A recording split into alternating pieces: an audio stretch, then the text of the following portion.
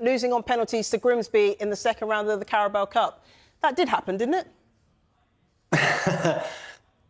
They scraped a penalty shootout. Yet again, with Rúben Amorim, the team only seems to do anything when it's in a desperate situation. When Harry Maguire's playing up front, we may come to how well Grimsby did. They got everything right first half. They fought terrifically well. There's more mistakes from Manchester United's players, but we're looking at a manager here who was brought in to bring the stylistic change to Manchester United. They show flourishes of heart when they forget all the stuff that he's trying to tell them late on in games, and another Harry Maguire headed goal at the finish nearly rescues them from this situation, which you don't feel they deserve just because of the gulf in these two teams and because how brave Grimsby were. And it may be kind of fag packet maths that I did during the match, but that's a Man United starting 11, I think, cost about 340 and 350 million pounds, and they bring on another 225 million pounds, and every player they bring on seems to cost about 60 million pounds. And all the while you're thinking, has anybody got a clue what they're doing at this football club in terms of recruitment, direction? And inside of that is the coach tonight again, who I know it's perhaps his lucky way of doing this, but there's this penalty shootout that's going to dictate the narrative for at least a month or two, and he sits in the dugout hiding away from what's going on in front of him. And perhaps like some Man United fans, he just doesn't want to look at this anymore. And we're looking at a manager now who I think in 45 games for Man United as the head coach has won 16 times, and half of those were in the Europa League. There's been 7 wins out of 29 Premier League games. As I said, stylistically, there's no change. It's just a case of chucking on players who cost loads of money and hoping they will manage to find a way to break opposition teams down. We look back to perhaps Everton last season, that late flourish when Bruno Fernandes inspired it. And I think, the same at Anfield. But in terms of what he's giving this team and what you're showing on the pitch, Marcus Rashford is gone. It's not his fault anymore. There are players leaving this club. It's not their fault anymore. There's £200 million spent in the summer on forwards, and you're not seeing anything even at this level in terms of what they're bringing to the team. The question in this defeat is about Rúben Amorim and whether or not he's been extremely fortunate to get this position, because like Ten Hag before him, you think at the minute he's just not good enough to lead this huge football club. Yeah, of course, there will be questions about the manager, Rúben Amorim. But in your paper, The Times there, Martin, I'm just looking at this article from Paul Hurst, and he makes the point that Andre Onana was at fault for those goals, Riyadh. How much can you blame individuals, i.e. the players? How much blame do you put on the manager for this?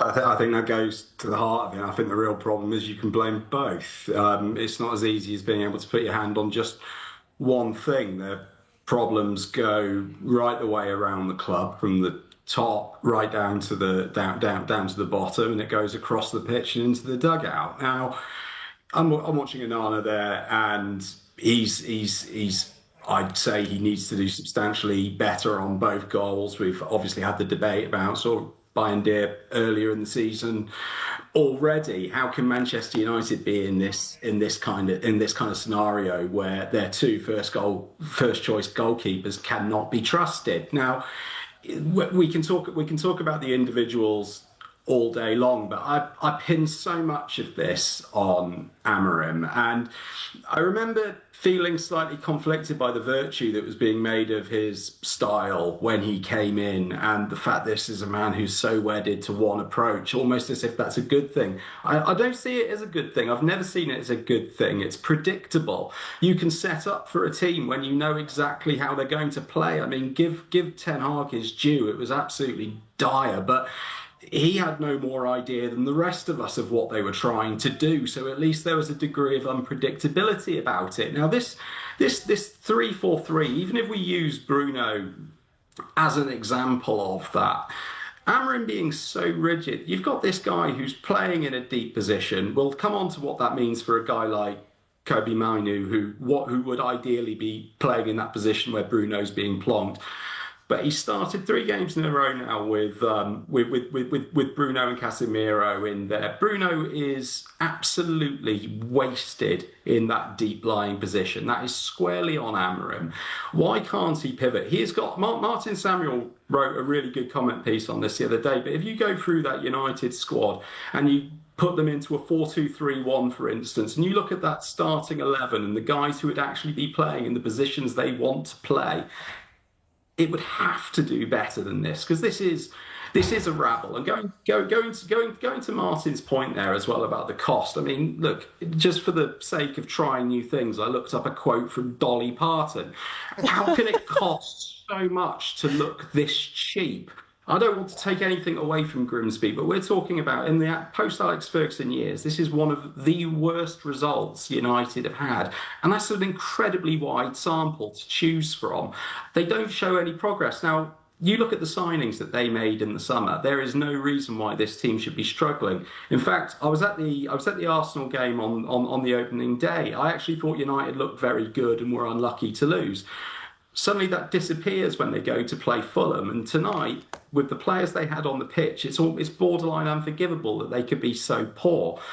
And a lot of that goes on to Amorim. He has to be able to coach some level of consistency into these players. If he's making them play in roles that they're not comfortable in, how can't he coach them to make them better? I haven't seen any evidence of that in pretty much a single player across the squad. So it's simplistic to say it about Onana and Bayindir and the goalkeepers, but they are symptomatic of the entire thing going on at that squad at the moment. And Martin, for a player like Kobbie Mainoo, he's in the headlines at the moment, there is talk that possibly he wants a move away from Manchester United. From what Riyadh is saying and the troubles that are so deep-rooted within Manchester United, do you blame him for looking elsewhere?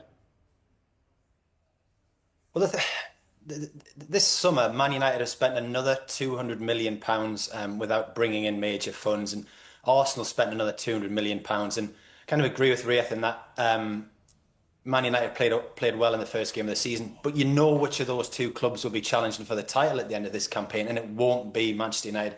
So it's another £200 million gone. The worry of a sale like Mainoo is you're taking out players who have grown up inside the football club and you're replacing them with players who have no connection whatsoever and have come because A, it's Manchester United, and B, they will get paid a lot of money. Strangely enough, you watched a bit of tonight's game and the weather was horrendous. So it did look like these players were putting a bit of effort in. You know, I don't think people were shying away from challenges. The hunger of the Grimsby players was incredible. It's just there is no focus for them to bring this all together with. And the tactical stubbornness of the manager means that he's losing game after game after game. And as I said, 7 wins from 29 Premier League games would have seen most managers at most clubs dismissed by this point. We'll see where we go from here.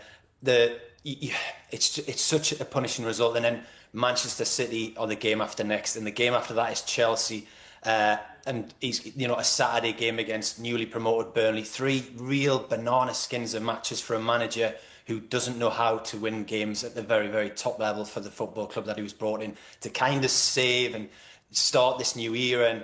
And we often on this programme go back to the recruitment, the flawed recruitment, and Ten Hag was allowed to bring in these players. And I don't think you would give Ten Hag the money to buy a pint, never mind a goalkeeper or a centre midfielder, because it's just been lost. So they're spending so much money that at some point people are going to have to leave this football club. It's in theory this team will get weaker at some point.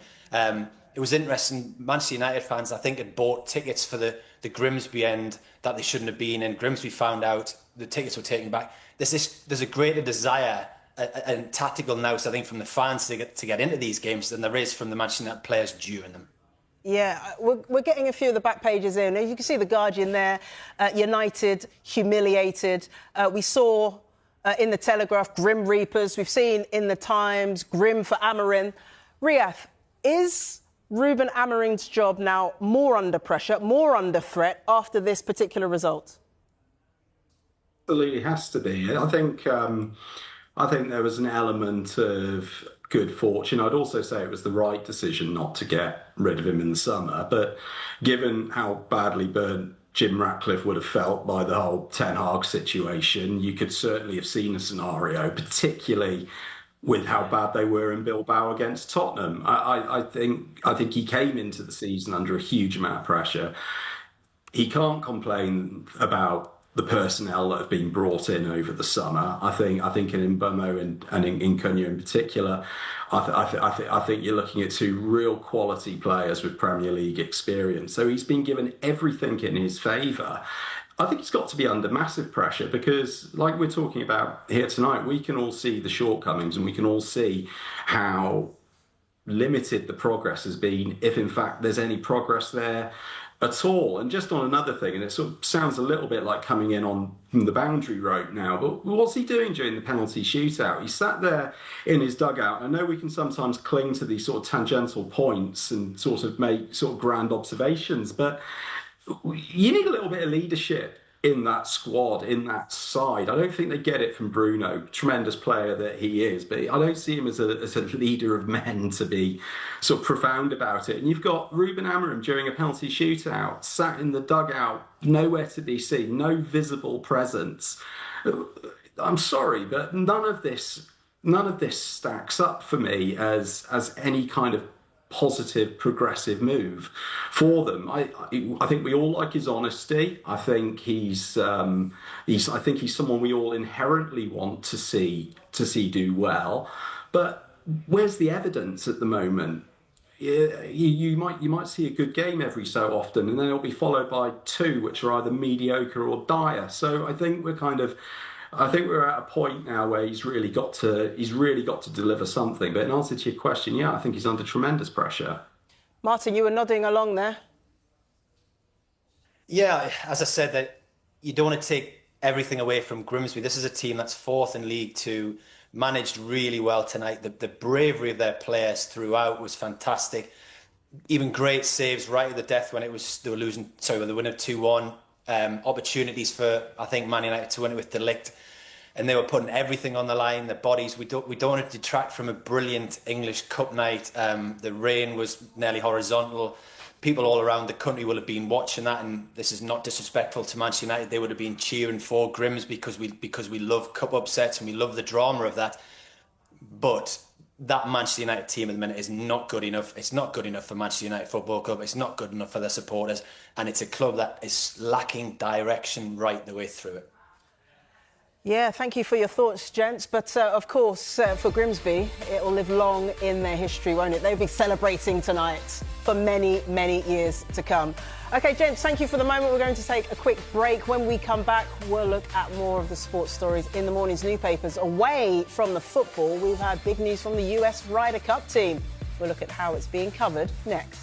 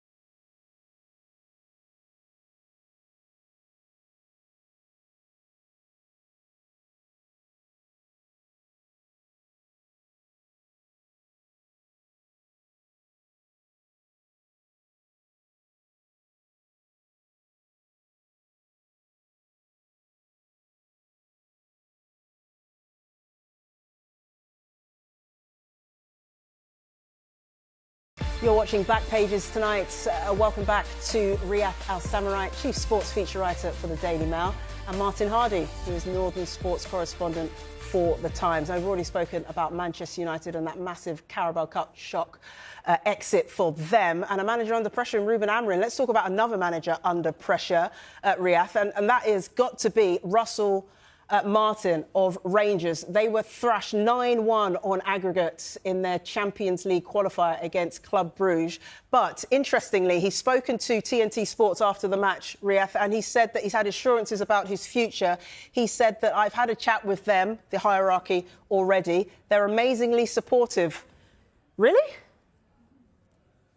Remarkable that he's in this situation after, a few weeks of the season. But I think if there's going to be any mitigation for Russell Martin, there's quite a hard argument to mount, to admit, after you lose, 6-0 in Bruges. But they're having a dire league season as well. But they weren't out in the transfer market. I don't think they had the players weren't being brought in for him. There's been a lot of fan discord already about that. So he's up against it from that point of view. But can you really, if you're a manager of Rangers, can you justify going winless through 3 games in the SPL? Can you justify what's just happened in Europe? The single saving grace for them is Celtic were also fairly awful in Europe themselves. So maybe on some level that softens things, and then they play each other again now this weekend. So that should be quite a fun one to watch. Yeah, that one live on Sky Sports, the old firm match between Rangers and Celtic. That's on Sunday. What a matchup that is going to be. But Russell Martin saying that he knew, the hierarchy knew, I should say, that he had time to try and sort this out. He says that he's had assurances and that he's confident that he can be the man to change things around. Speaking of changing things around, let's speak about Graham Potter now and West Ham, Martin. I think you have been watching them this season, and we've got this in the Times here, and it says, high hopes to hopeless, how West Ham lost their soul. What have you made of their start to the season? Is Graham Potter the right man to turn this situation around? I was at West Ham's first game of the season at Sunderland, and in the second half they were blown away by Sunderland. And the things that stood out were the fragility of the goalkeeper, the 3 centre-halves who would cost over £100 million, who were flimsy and weak. And it's not disrespectful to James Ward-Prowse, a player I thought was brilliant, but he couldn't get a game for Nottingham Forest last season. And Callum Wilson was the big hope who came on as centre-forward, and he couldn't get a game for Newcastle last season. And West Ham spent heavily last summer. And when you watch that kind of display, and no disrespect to Callum and James Ward-Prowse, you're thinking, what have you spent your money on that you are relying on players that certainly in terms of, and Martin Samuel did a good column on this in the Times yesterday, you have a midfield that has no power, it has no pace, it's making Paquetá look extremely average. The fundamentals of that team are so weak that if you have a weak goalkeeper, 3 poor centre-halves, you have a midfield that doesn't do anything and forwards that don't score goals, you're in serious trouble. And Martin said, and what was this, it's from either yesterday or the day before, West Ham have 8 days to save their season. They have to do something right in the transfer market. History tells us if you're scrambling around in the transfer market for 8 days, you're not very well run and you're in trouble.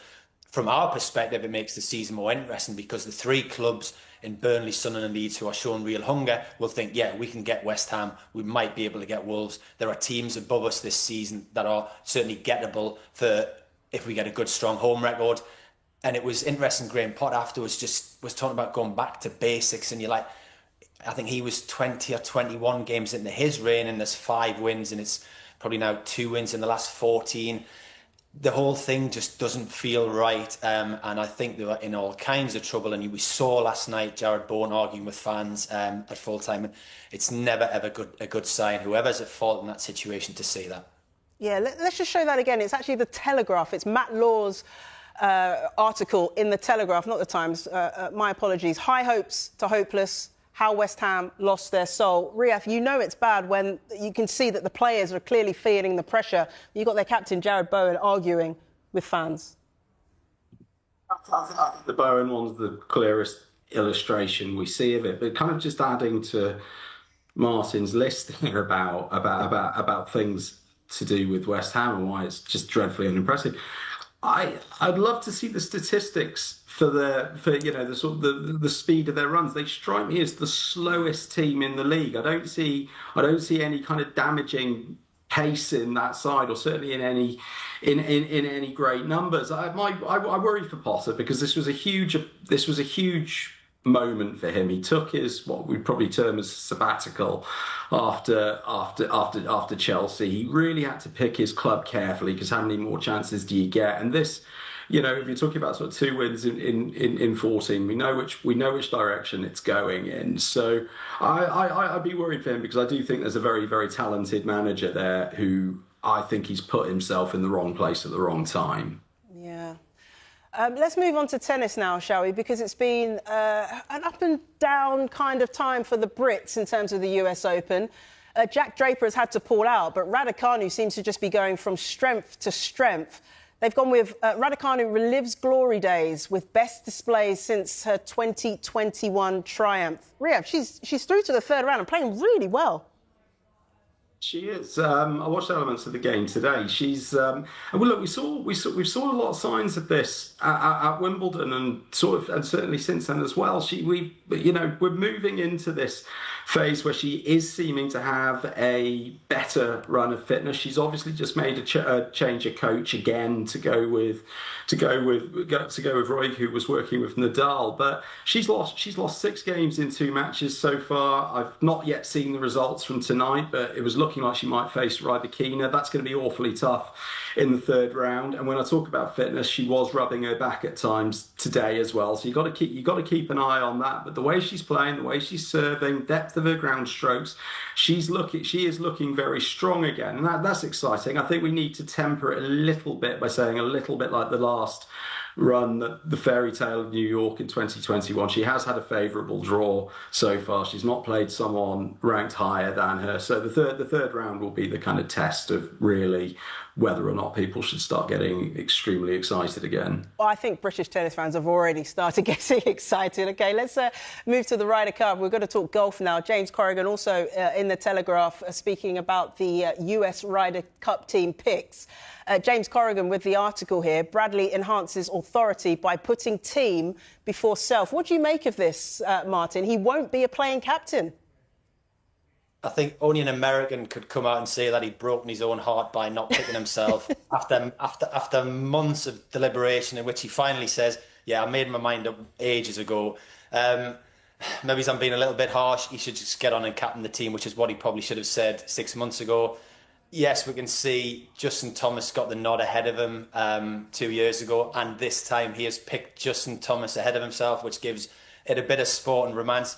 The thing with sport and romance is you're supposed to let people like myself and Riyadh write it, not speak about it yourself. So yeah, I'm not sitting here with a bleeding heart for him. He's annoyed Donald Trump, so I will give him a pat on the back for that. But then he apologised to him in the next breath. So yeah, come on, Europe. Riyadh, you've got about 10 seconds. Give us your reaction to the Ryder Cup picks. I think it was a very sensible decision by Keegan Bradley not to pick himself, and utterly devastating for Europe, because it would have been a horrible, horrible mistake if he had gone ahead and played and tried to be captain. Brilliant. Gents, it's been absolutely fantastic. My highlight was hearing Dolly Parton quoted on the back pages tonight for the first time in the show's history. Riyadh, Martin, thank you very much. If you missed any of the show, there's, of course, another chance to see back pages tonight at hour. And the show is also available as a podcast. Just download Back Pages or Apple, Spotify, or wherever you get your podcasts. Next, reaction to that huge